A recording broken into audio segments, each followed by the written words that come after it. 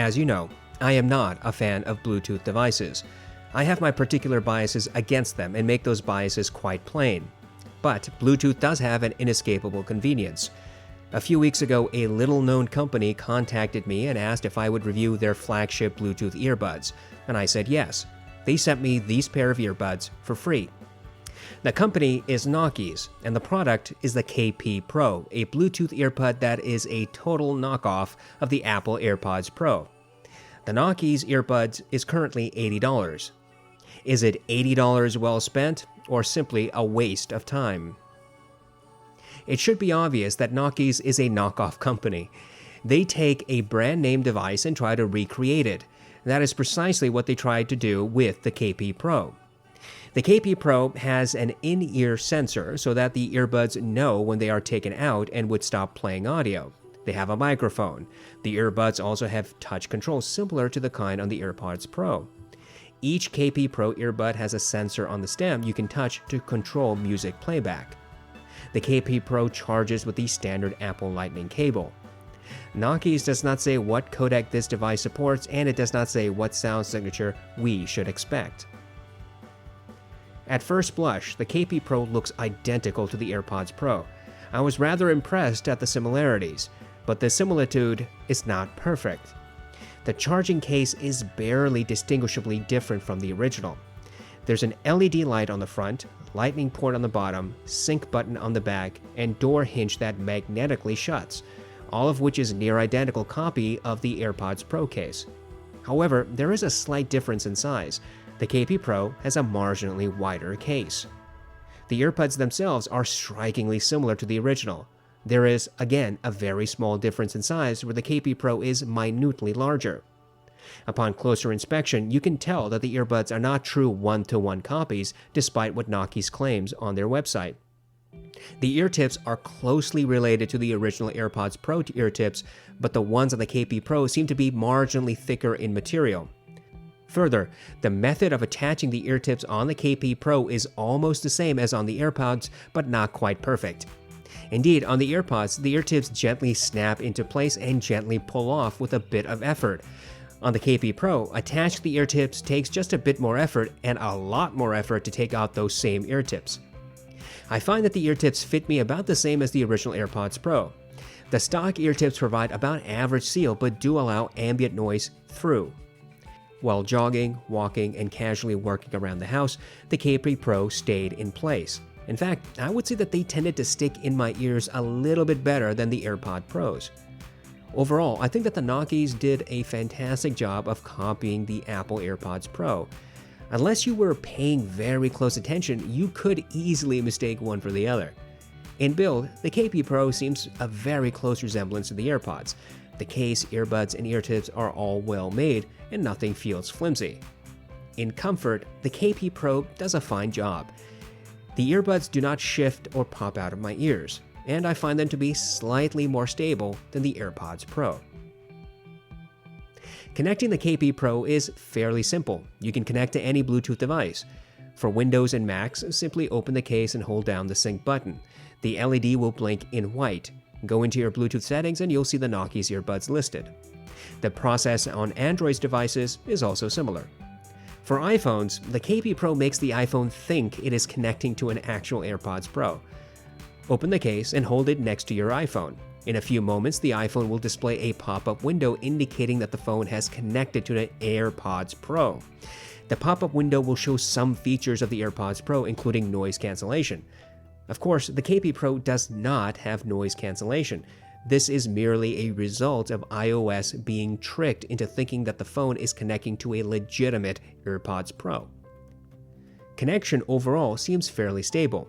Knockies says that the KP Pro uses Bluetooth 5, and you should expect the same signal distance and strength that that version of Bluetooth is supposed to provide. Frankly, I think that the KP Pro's connection distance is shorter than that of the Airpods Pro. Remember, AirPods uses the Apple W1 chip, which is a proprietary technology. Although you will not get the same signal distance as that of the real AirPods, the KP Pro does seem to provide the same or similar type of connection as any other Bluetooth device. There is one very annoying aspect of the KP Pro while using my iPhone. The initial setup is pretty simple and easy, but the KP Pro is not stable on the iPhone. When I open the case and put the earbuds in my ear, I can hear the chime indicating that the iPhone has connected. I check the settings and confirm that the iPhone has connected to the Knockies. But the phone does not actually send audio signal to the Knockies. The earbuds show in the drop-down menu, but I cannot select them. I play music, and the music plays through the phone's speakers instead. Moreover, when the KP Pro is connected, my iPhone freezes and lags. With the KP Pro disconnected, my iPhone returns to stable performance. Clearly, whatever software foolery Knockies is trying on iOS, it is causing instability. Consequently, because of this issue, I would caution anyone against buying the KP Pro for an iPhone and probably for any iOS device. I tested the KP Pro on Windows, Mac, and my iPhone 12 when it could connect. I played music through Amazon Music HD. I used the stock ear tips. One aspect I found a little annoying is the constant slight hiss in the signal. This hiss is apparent when there is no audio, but is inaudible when audio is playing. I will emphasize that the KP Pro gets reasonably loud. For example, on Windows, the music was usually at very comfortable volume around 60%. Some tracks required more gain, but I never felt as if the KP Pro was too quiet. My experience was similar on my Mac and iPhone, again when it could connect. I should also point out that the ear sensor does not seem to work on computers. In other words, the music does not stop when you take an earbud out of your ears while using Windows. The audio does stop, however, when connected to the iPhone. Consequently, this feature may be limited to iOS devices for some strange reason. The KP Pro has a fairly run-of-the-mill bass response. It isn't boomy, however. Instead, the sub-bass seems to have a slight roll-off and mid-bass appears to be about neutral. In Mountains by Hans Zimmer, the song has a sub-bass rumble from the beginning of the track. On the KP Pro, I could almost hear it from the beginning, and the rumble became clear about 6 to 7 seconds into the song. The transience is a little bit on the fast side, meaning that decay is faster than natural, though not by a whole lot. When the crescendo hit at the middle of the song, the KP Pro presented the organ powerfully. The organ cut through the other instruments and did not get muddy or distorted. The rolling thunder effect was audible, but a little underemphasized. There was melding among other instruments, but no muddiness. When the vocals chimed in at the end, they were undistorted, but they did tend to meld with the other instruments, were exactly shoulder to shoulder. In Conquered by Overwork, there is a rolling marble effect at the beginning. The KP Pro presented that detail, but it did not pan it. That sound was marginally recessed. Mid-bass impact was hard, and the thwacking of drumsticks was clearly audible. There are multiple drums in this song, and the KP Pro presented all of them. However, they did meld with each other to a degree. The synth was not harsh. I listened to several hip-hop songs including Pure Water, Uproar, New Patek, and Reel It In. In each song, it was obvious that the subwoofer effect was recessed.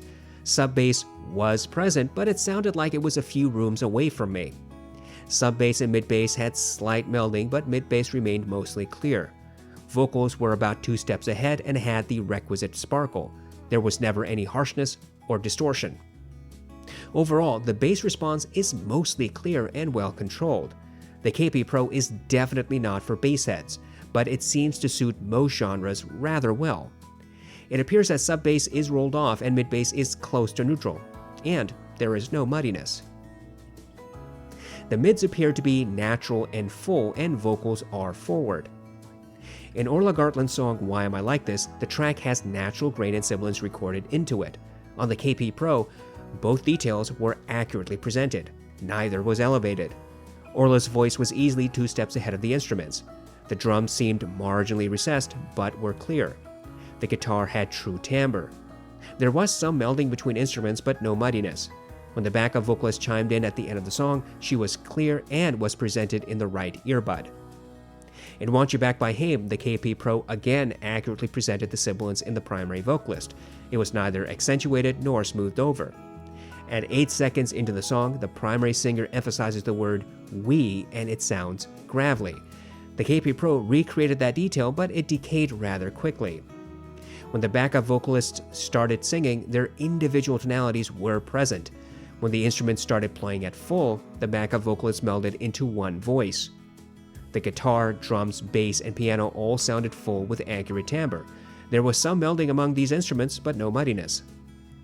In superposition by Young the Giant, the KP Pro accurately recreated the ukulele and drums. Both instruments had true timbre. The bass was audible in the background, though I think it was slightly recessed. The primary vocalist sounded smooth, and his sibilance was not accentuated. Between 1 minute and 10 and 1 minute and 20 seconds into the song, there are supposed to be sharp intakes of breaths. The KP Pro correctly recreated that detail. There's supposed to be a backup vocalist in this track as well, but the KP Pro could not present him. Overall, the mids are clear, vocals are forward, timbre seems to be accurate, instruments tend to meld but never close to becoming muddy. Instruments tend to sound full, and vocals are smooth. Treble seems to be close to neutral, though I think there's probably a slight roll-off somewhere. Nevertheless, there is at least average clarity. In Scherzo for X-Wings, the KP Pro recreated the brass and horns with close to true energy. These instruments cut through the mix. Their nasally sound signatures were also present. It was easy to differentiate one group set from another. The timpani sounded distant, and I think it was a little bit rolled off. In Flight from the City by Johan Johansson, the KP Pro presented the piano as if it was about 5 feet away from me. The bassier notes did not distort and had fairly fast decay. I could hear the electric buzz, though it was slightly recessed. The cello was smooth, it melded with the piano, but it did not distort or become muddy. I could hear the creaking of wood on the pianist's bench and the shifting of the cello. In Take 5 by the Dave Brubeck Quartet, the KP Pro presented the piano in the right, the drum kit in the left, the saxophone dead center, and the bass somewhere in the mix. The saxophone was smooth and full. The drums and piano melded marginally, but their individual notes were easy to differentiate. I could hear the cymbals on the drum kit make slightly different sounds as the drummer hit them at different speeds and angles. Overall, the treble presentation is surprisingly smooth and nearly neutral. I think some instruments may have a marginal roll-off. Nevertheless, treble instruments retain at least average clarity. At high volumes, the KP Pro never rendered a track harshly. Orchestral pieces and jazz tracks appear as though you're sitting right up against the stage. Throughout this test, I have tried to explain the details I can hear on the KP Pro. Here, I will merely summarize. The KP Pro does a fairly decent job at detail reproduction. Clearly, this is not an analytical earbud. However, it is tuned in such a way that obvious details are obvious and some quieter details are audible as well. The creaking of wood, shifting of cellos, sharp intakes of breaths, electric buzz, strumming of guitars, all of these details are present. Multiple vocals are generally clear. For a more quantitative test, I used the song New Light by Kazuki. This track has layers of details including the sound of wind, rustling of grass, children playing, synth, piano, and footsteps. I count the number of footsteps I can hear in the first 60 seconds. The Tin Hi-Fi T2 Plus and the Blonde BL05S each presents 6 to 7 footsteps. The T2 presents 7 to 8 footsteps. The Blonde BL03 presents 5 to 6 footsteps. The Final Audio B2 presents 5 to 6 footsteps. And the KP Pro presents 6 to 7 footsteps. Clearly, the KP Pro is capable of running with the more well-known IEMs. My current king of Soundstage for IEMs is the Tin T2. The next in line is the T2 Plus. The T2 provides a fairly wide soundstage. The BL03 has average at best soundstage. The Moondrop Starfield has about average soundstage. The KP Pro, I think, has above average soundstage. It does not quite rival the T2, but it is obviously wider than the popular Blonde IEMs. There is no sense of congestion or muddiness at all in the way that the KP Pro presents music. I attribute some of this to the rolled-off sub-bass and unemphasized mid-bass. Yes, we have to compare to the Airpods Pro. Knockies really does not give us much choice in the matter. Knockies is inviting direct comparison with the AirPods, and we must oblige. The bottom line is that these two products simply do not compete. No matter how much Knockies knocks off the AirPods Pro, the two are not equivalent. The sound signatures are not similar. Indeed, the AirPods Pro has a slightly more balanced sound with greater emphasis in bass, Vocals sound slightly more full on the AirPods Pro, and treble seems to be marginally more rolled off on the AirPods. In contrast, the KP Pro has more neutral presentation of bass in comparison, more forward vocals, and slightly greater treble extension, one that is possibly close to neutral. Moreover, I believe that the KP Pro has wider soundstage. Mind you, we are speaking of apples and oranges. The AirPods have Apple's proprietary connection technology and ground-up synthesis with all of Apple devices. Consequently, Apple's earbuds are made specifically for Apple devices, more or less. As a result, the overall experience is far superior on the Apple AirPods Pro, at least when we're talking about Apple devices. The point I'm trying to make is this: disregard Knockies marketing. The KP Pro is not a substitute for the AirPods Pro. The devices simply do not have the same features or sound signatures. Whether you think that is good or bad is totally up to you. I am unimpressed by the litany of wireless IEMs and earbuds in the market. None have actually made an audiophile-grade product, at least none that I've heard. I've spent a lot of time and money testing Sony, Bose, Aukey, Anker, Apple, and now Knockies branded Bluetooth earbuds. The problem, invariably, is the Bluetooth connection itself. It is simply not stable. Even the AirPods Pro has connection problems. One earbud will randomly stop playing music, or the AirPods will not connect to my phone, or the earbuds will lose sync and audio will play out of sync. Imagine spending $250 and getting the same damn experience as a $50 Aukey product. Then there's the issue of improper amplification. In my experience, Bluetooth headphones and IEMs have insufficient amplifiers. They simply do not get loud enough, which makes the experience lackluster. When I look at the KP Pro, I have to think about all of those general issues involved with Bluetooth. In the weeks I have had and used the KP Pro, it has not displayed any of these problems.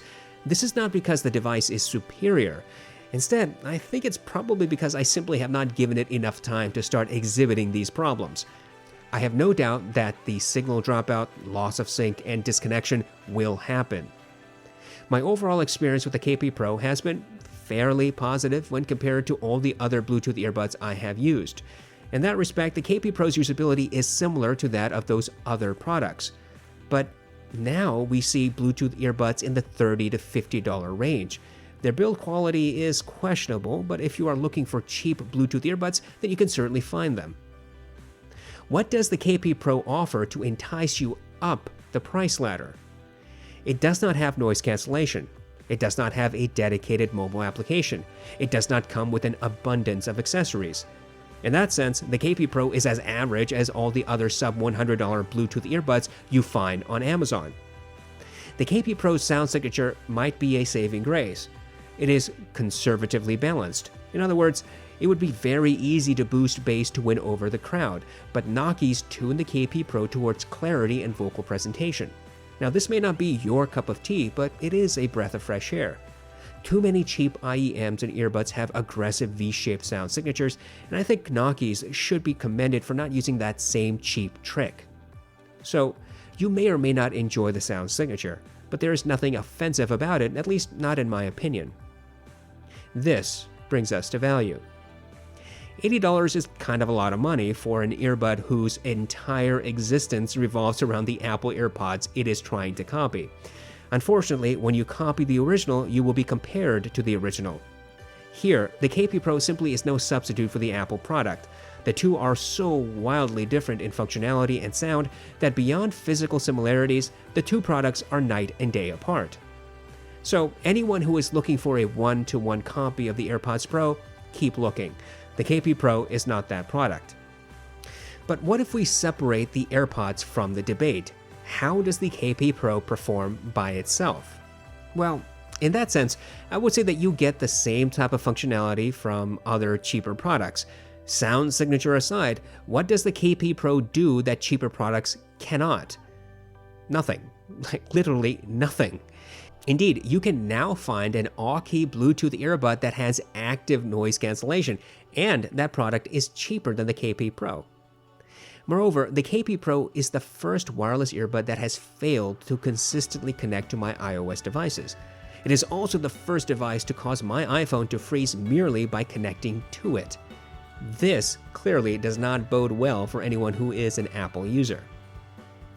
My bottom line is this: the KP Pro is really not for Apple users. Maybe my experience on the iPhone was an outlier, or maybe it is par for the course. Regardless, since the KP Pro failed to work on my iPhone, I cannot recommend it for iOS devices. For Windows and Android devices, the KP Pro seems to work just fine, no differently from any other Bluetooth headphone or IEM that I have used. For non-Apple users, the KP Pro might be worth taking a look at. The challenge I have is that the KP Pro really does not have any standout features. Looking like the Airpods Pro is a novelty, not a feature, and having basic playback controls is, well, basic. Ultimately, other than my experience on my iPhone, the KP Pro doesn't really have any obvious faults. Its sound signature is a smart choice, I think. It likely caters to those who prefer clarity over boomy bass. If you are a PC or Android user, the KP Pro is a fine choice, though probably at the limit of its price. For Apple users, you will find far better experience on another device.